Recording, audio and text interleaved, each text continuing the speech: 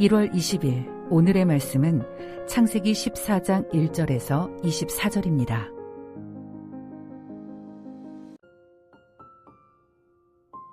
당시에 시날 왕 아므라벨과 엘라살 왕 아리옥과 엘람 왕 그돌라오멜과 고임 왕 디달이 소돔 왕 베라와 고모라 왕 비르사와 아드마 왕 시납과 스보임 왕 세메벨과 벨라 곧 소알 왕과 싸우니라. 이들이 다 시딤 골짜기 곧 지금의 여매에 모였더라. 이들이 12년 동안 그돌라오멜을 섬기다가 제13년에 배반한지라.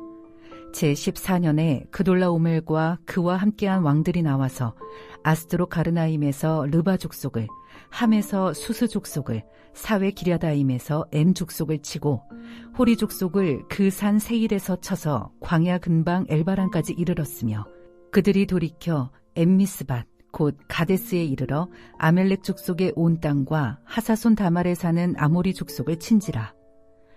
소돔 왕과 고모라 왕과 아드마 왕과 스보임 왕과 벨라 곧 소알 왕이 나와서 시딤 골짜기에서 그들과 전쟁을 하기 위하여 진을 쳤더니 엘람 왕 그돌라오멜과 고임 왕 디달과 시날 왕 아므라벨과 엘라살 왕 아리옥 네 왕이 곧 그 5왕과 맞서니라.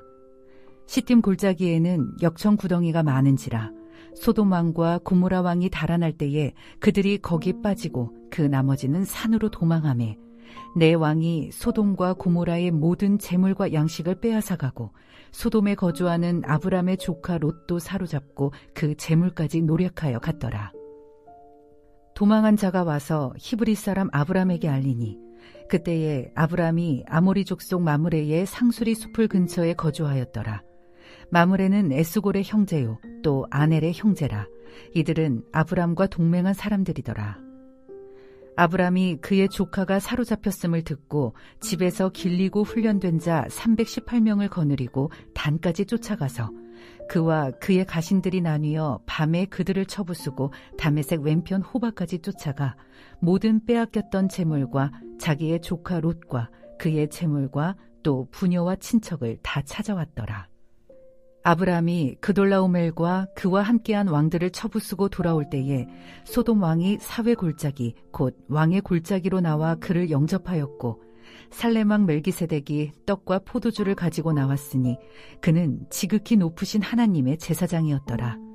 그가 아브람에게 축복하여 이르되 천지의 주제이시요 지극히 높으신 하나님이여 아브람에게 복을 주옵소서. 너의 대적을 내 손에 붙이신 지극히 높으신 하나님을 찬송할지로다 하매 아브람이 그 얻은 것에서 10분의 1을 멜기세덱에게 주었더라. 소돔 왕이 아브람에게 이르되 사람은 내게 보내고 물품은 내가 가지라. 아브람이 소돔 왕에게 이르되 천지의 주제이시요 지극히 높으신 하나님 여호와께 내가 손을 들어 맹세하노니 내 말이 내가 아브람으로 치부하게 하였다 할까 하여 내게 속한 것은 실 한 오락이나 들매끈 한 가닥도 내가 가지지 아니하리라. 오직 젊은이들이 먹은 것과 나와 동행한 아넬과 에스골과 마므레의 분깃을 제할지니 그들이 그 분깃을 가질 것이니라. 창세기 14장 1절에서 24절 말씀을 함께 묵상하겠습니다. 창세기 14장은 아주 긴 내용이 들어있는 장입니다. 제가 2023년 설교할 때도 2번에 걸쳐 설교했던 장입니다.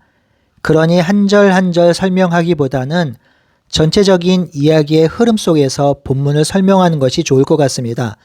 본문을 보시면서 설교의 흐름을 따라오시면 묵상에 도움이 되실 것입니다. 창세기 14장은 아브람 인생에서 매우 이질적인 장면을 담고 있는 본문입니다.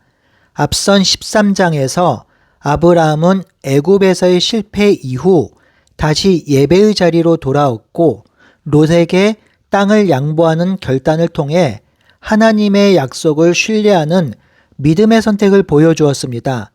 하나님은 그러한 아브람에게 다시 언약을 확증하셨고 그가 서 있는 땅과 자손에 대한 약속을 재확인해 주셨지요. 그러나 바로 직후 등장하는 14장은 평화로운 언약의 장면과 전혀 다른 세계를 보여줍니다. 전쟁과 폭력, 약탈과 포로, 제국의 논리가 난무하는 냉혹적인 현실이 전면에 등장합니다. 이는 아주 중요한 메시지를 전하고 있죠.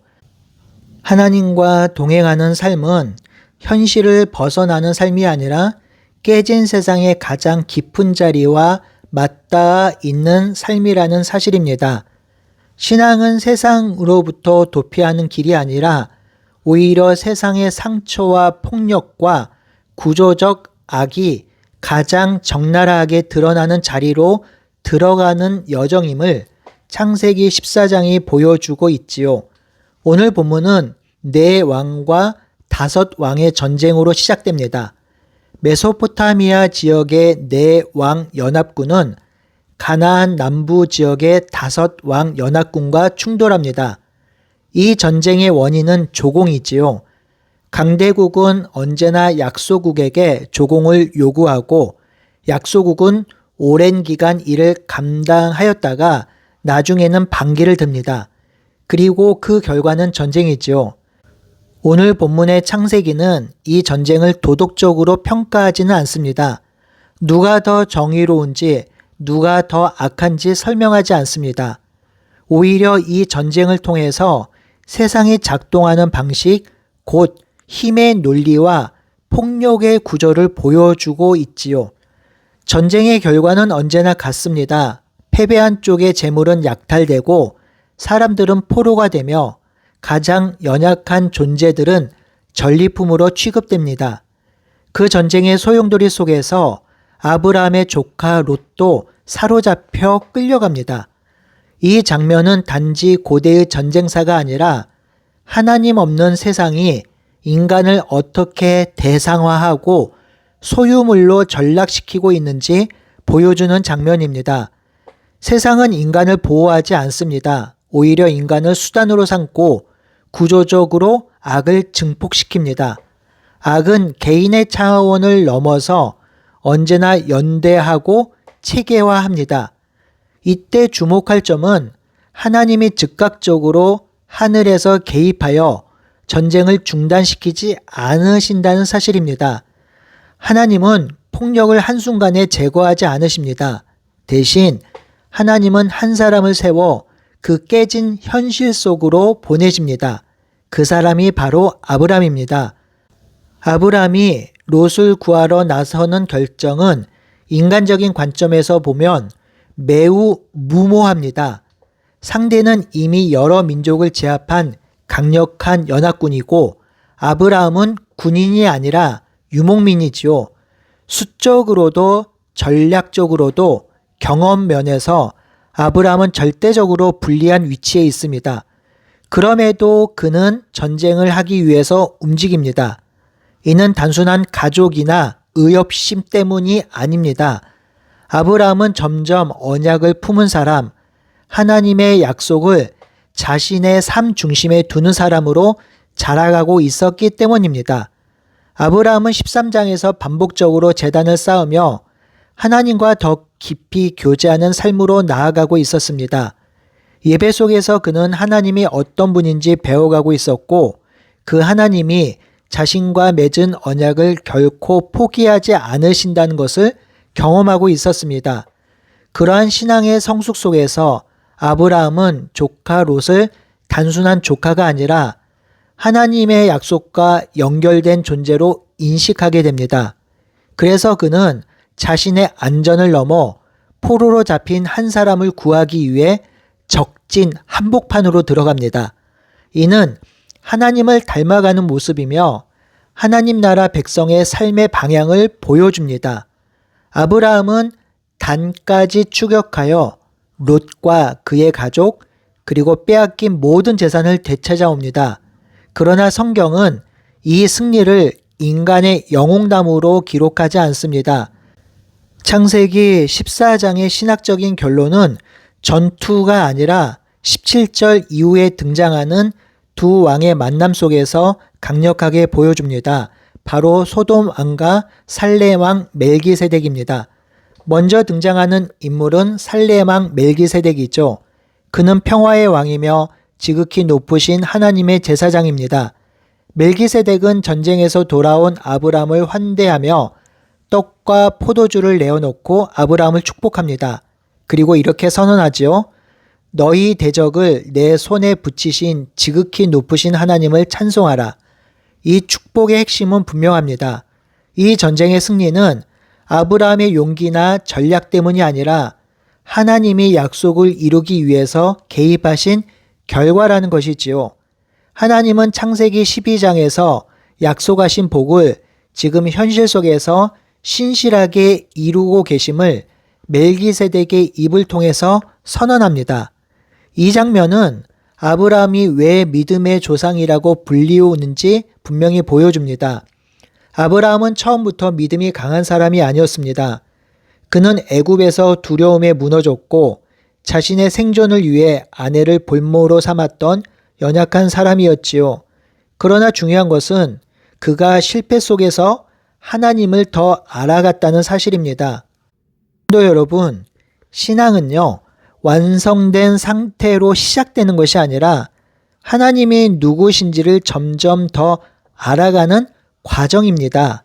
아브라함은 멜기세덱의 축복 앞에서 전리품의 10분의 1을 하나님께 드립니다. 이는 단순한 헌금 행위가 아니라 신앙 고백입니다. 이 승리는 하나님께서 행하신 것이고 이 승리는 하나님께 속해 있습니다. 그리고 하나님을 찬양합니다. 라는 고백이지요. 아브라함은 자신의 공로를 주장하지 않습니다. 그는 하나님이 이 전쟁을 통해 언약을 성취하고 계심을 믿고 있지요. 이에 반해 소돔 왕 베라는 전혀 다른 태도를 보입니다. 그는 아브라함에게 사람은 내게 보내고 물품은 내가 가지라고 제안합니다. 이 제안은 세상의 논리를 상징합니다. 승리를 인간의 능력으로 해석하고 아브라함을 자신의 정치적 질서 안에 묶어두려는 시도입니다. 세상은 늘 이렇게 말합니다. 내가 잘해서 이긴 것이다. 소돔 왕 베라의 말끝에는 소유, 지배, 비교, 평가가 따라오고 있습니다. 아브라함은 이 제안을 단호히 거절하지요. 아브라함은 실 한 올이나 들끈 한 가닥도 가지 않겠다고 말합니다.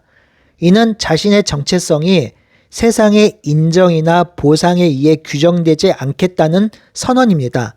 그의 부요함과 승리는 하나님께로부터 온 것이며 하나님이 아니면 아무도 자신을 치부하게 할 수 없다는 신앙 고백입니다. 대신 그는 함께 싸운 동맹자들에게 정당한 목을 돌려줍니다.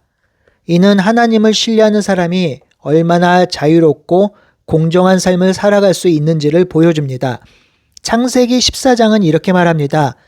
믿음의 조상은 완벽한 사람이 아니라 하나님이 누구신지를 점점 알아가며 그분을 신뢰하는 사람이다. 깨어진 세상은 사람을 포로로 삼지만 하나님은 그 포로를 건지시는 분이다. 그리고 하나님은 예배 가운데 자라난 한 사람을 통해 그 구원을 이루신다. 이것을 말하고 있는 것이 창세기 14장입니다. 이제 창세기 14장을 적용하겠습니다. 창세기 14장은 오늘을 사는 우리들에게 분명한 질문을 던집니다. 우리는 지금 어떤 세상 속에서 살고 있는가? 그리고 그 세상 속에서 하나님을 믿는다는 것은 무엇을 의미하는가? 라는 질문이죠. 세상은 여전히 힘의 논리로 움직이고 약한 생명은 쉽게 포로가 되며 악은 연대하여 더욱 강력한 구조 악을 만들어냅니다. 이러한 세상의 현실 앞에서 신앙은 종종 무력해 보이고 순종은 어리석은 선택처럼 보입니다. 그러나 하나님은 그 세상을 피해 다른 곳에 교회를 세우지 않으십니다. 하나님은 여전히 그 세상 한복판으로 그의 백성을 보내십니다.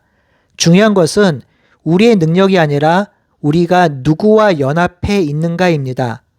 하나님을 알고 그 사랑을 믿고 그 언약을 신뢰할 때 우리는 세상을 두려워하지 아니하고 담대하게 싸워 이길 수 있는 것입니다. 아브라함처럼 완벽하지 않아도 괜찮습니다. 연약하고 두려워하는 사람이라도 예배 가운데 하나님을 만나고 그분을 알아갈 때 성도는 자라갈 수 있습니다. 그리고 하나님을 알아갈수록 우리는 한 사람을 위해 위험을 감수할 수 있는 용기를 얻게 됩니다. 이것이 하나님 백성의 길이며 오늘날 우리가 부름받은 자리입니다. 그 자리를 기억하고 오늘도 세상의 한복판에서 승리하는 우리 모두가 되길 바라고 소원합니다. 함께 기도하겠습니다. 하나님, 이 세상은 강한 자가 살아남고 약한 자는 죽는 세상입니다. 그래서 약육강식, 적자 생존, 우성 열패의 세상입니다. 그 세상 속에서 우리가 살아갈 때에 우리의 힘으로, 우리의 능력으로 승리하며 살 수가 없습니다.